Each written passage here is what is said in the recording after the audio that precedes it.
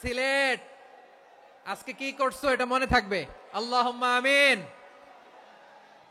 রব্বানা ظلمنا أنفسنا وإن لم تغفر لنا وترحمنا لنكونن من الخاسرين ربنا آتنا في الدنيا حسنة وفي الآخرة حسنة وقنا عذاب النار اللهم أعنا على ذكرك وشكرك وحسن عبادتك اللهم إنا نسألك الهدى والتقى والعفاف والغنى।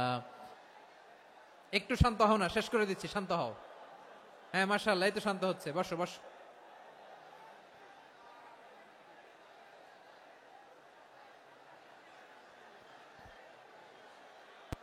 ঠিক আছে, হ্যাঁ ঠিক আছে, না শান্ত হয়ে যাবে, শান্ত হয়ে যাবে মাশাআল্লাহ। হ্যাঁ,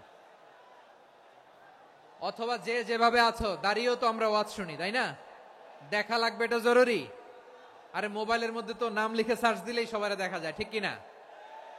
মোবাইলে দেখছো না, আমারে দেখছো না, তো হয়েছে তো, খালাস।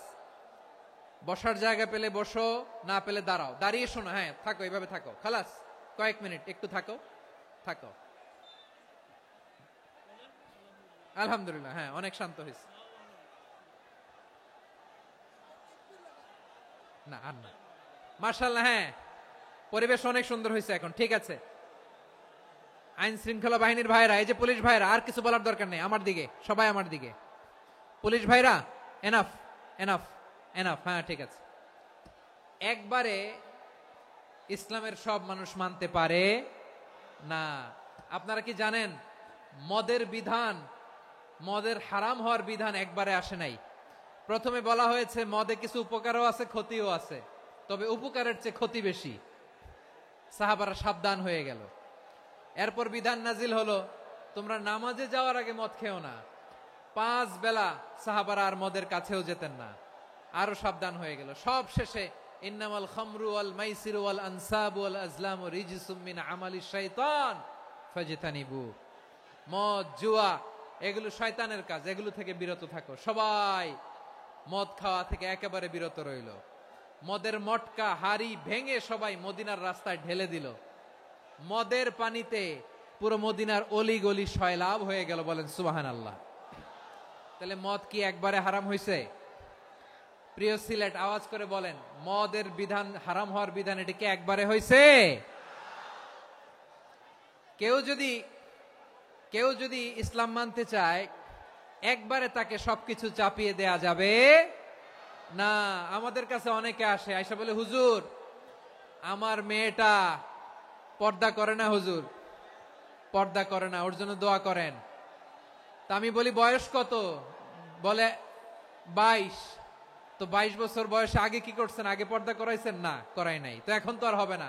এখন তাকে আস্তে আস্তে বুঝান যে মা শালীন পোশাক পরো, একটু শালীন, যেমন আছো তেমনই থাকো, শালীন পোশাক। শালীনে অভ্যস্ত হলে বুঝান, মারে একটু মাথায় কাপড় দাও, একটু হেজাব করো।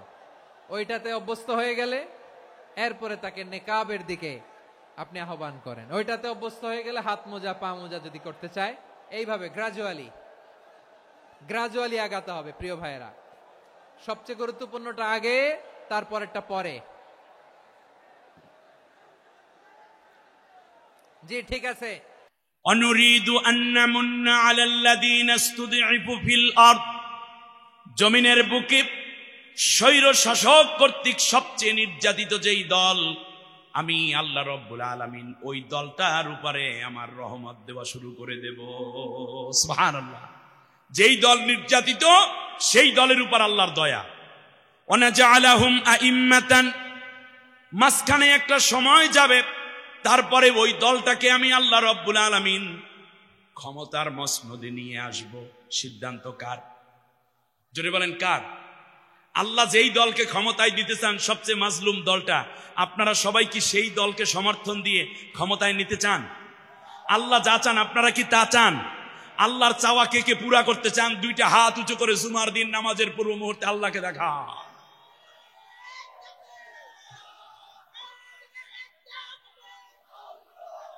আল্লাহ তুমি কবুল করো। তৃতীয় হচ্ছে ওয়ানাজআলাহুমুল ওয়ারিসিন, স্বৈর শাসকের পরে ক্ষমতার চেয়ারে ওই দলটাকে আমি বসাই দেব। অনুমাক্কিনা লাহুম ফিল আরদে, জমিনের বুকে আমি আল্লাহ তাদেরকে শক্তিশালী করে দেব। সুবহানাল্লাহ বলেন। আমাদের সালাউদ্দিন সাহেব আজকে এই ডক্টর শফিকুল ইসলাম মাসুদ সহ যারাই আওয়ামী লীগ করে নাই একজনও বাড়িতে থাকতে পারে না। আমাদের সালাউদ্দিন সাহেব কত বড় জ্ঞানী মানুষ, তাকে তো বিদেশি নিয়ে গেছে, ভারত নিয়ে গেছে, ঠিক না? পালায় নাই, বরং দেশ থেকে কিডন্যাপ করে নিয়ে গেছে। এই রকম মাজলুম হয়েছেন যারা আল্লাহ চান তাদেরকে ক্ষমতায় এনে তাদেরকে ধন্য করে দিতে, আমরাও এটা চাই। এবং আল্লাহ তাআলা বললেন তাদের দুর্বলতা, তারা যে আগে পালাইতো, ঘরে ঘুমাইতে পারতো না, খাইতে পারতো না, সন্তানের বিয়ের অনুষ্ঠানে মায়ের জানাজায় পর্যন্ত আসতে পারতো না, এই জায়গাটার বিপরীতে আমি আল্লাহ স্বৈর শাসককে পতন ঘটাইয়া এই দলটাকে শক্তিশালী করে দিব। অনুরিয়া ফিরআউনা ওয়া হামানা ওয়া জুনুদাহুমা মিনহুম মা কানু ইয়াহজারুন। আর পতিত সরকারকে দেখিয়ে দিতে চাই অন্যায় অত্যাচার না করেও কেমন করে দেশের মধ্যে শান্তি এবং নিরাপদ আবাসস্থল গড়ে তোলা যায়। সুবহানাল্লাহ বলেন। সম্মানিত ভাইরা, কথার ফাঁকে ফাঁকে সময়ের বাঁকে আলোচনা শেষ করতে হচ্ছে। আজ এজন্য একটি হাদিস বলে আমি শেষ করতে চাই। আমার দিকে তাকান।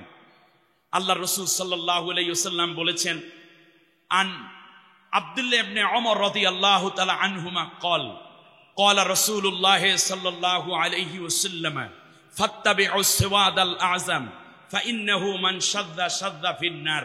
হে রাসূল আমাদেরকে বলছেন, হে আমার উম্মতেরা, যখন তোমরা দেখবে একটি জাতির মধ্যে নতুন কোন সরকার গঠিত হতে যাচ্ছে, তোমরা যদি আমার উম্মত হও, আমাকে যদি রাসূল মানো, আল্লাহকে যদি মাবুদ মানো, তাহলে যেই দলটা দ্বারা খুব তাড়াতাড়ি আল্লাহর কোরআনের আইন জমিনে বাস্তবায়ন করা সম্ভব, যেই দলের মধ্যে, সংক্ষেপে যদি বলি, দেখবে যেই দলের মধ্যে শিক্ষিত লোক আছে, ব্যাংকার আছে, ব্যাংক আছে, হাসপাতাল আছে, যাদের মধ্যে তোমরা দেখবে ওকিল আছে, ব্যারিস্টার আছে, যাদের মধ্যে পুলিশ, র্যাব, গোয়েন্দা, ডিবি, ডিএসবি এটা হওয়ার যোগ্যতা আছে, বড় বড় ইউনিভার্সিটি চালানোর যোগ্যতা আছে, মেম্বারি, চেয়ারম্যান, এমপি মন্ত্রিত্ব করার যোগ্যতা আছে, ডাক্তার আছে, ইঞ্জিনিয়ার আছে, তোমরা এই দলটা, যেই দলটা ইসলামের দিকে বেশি আগাই আছে, ওই দলকে তোমরা সমর্থন দিয়া তাড়াতাড়ি আল্লাহর কোরআনের বিধান কায়েমে সহযোগিতা করবে।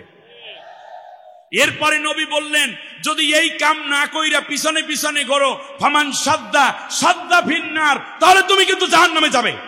অতএব বাংলাদেশে একটি দল এগিয়ে আছে, আমাদের উচিত সবাই মিলে, অন্য দল আমারটা আমার থাকবে, আমার মত থাকবে, আমার পথ থাকবে, কিন্তু আমাদের উচিত আগামী পার্লামেন্টে সেই এগিয়ে থাকা দলটাকে আরো বেশি এগিয়ে দিয়ে আল্লাহর কোরআনের রাজ কায়েমে সহযোগিতা করা। আল্লাহর একটা ওয়াদা আছে, ওয়ালাউ আন্না আহলাল কুরআ আমানু ওয়াত্তাকাউ লাফাতাহনা আলাইহিম বারাকাতিম মিনাস সামাই ওয়াল আরদ। জমিনের উপরে যদি আমি আল্লাহর কোরআনের রাজ তোমরা কায়েম করে দাও, তাহলে আমি আল্লাহ বলে দিলাম আসমান এবং জমিনের যত বরকতের দরজা আছে, সব দরজা তোমাদের জন্য আমি অবশ্যই খুলে দেব। জমিনের মধ্যে হীরার খনি, জমিনের মধ্যে তেলের খনি, গ্যাসের খনি, ঠিক ফসলেও ভরপুর হবে, সবগুলো খুলে দেওয়ার ওয়াদা করেছেন কে? জমিনের উপরে আল্লাহর কোরআনের আইন হবে, জমিনের ভেতর থেকে সব নিয়ামত বের করে দিবেন কে? সেই আল্লাহর নামে একটা তাকবীর দেই, লিল্লাহি তাকবীর, নারায়ে তাকবীর।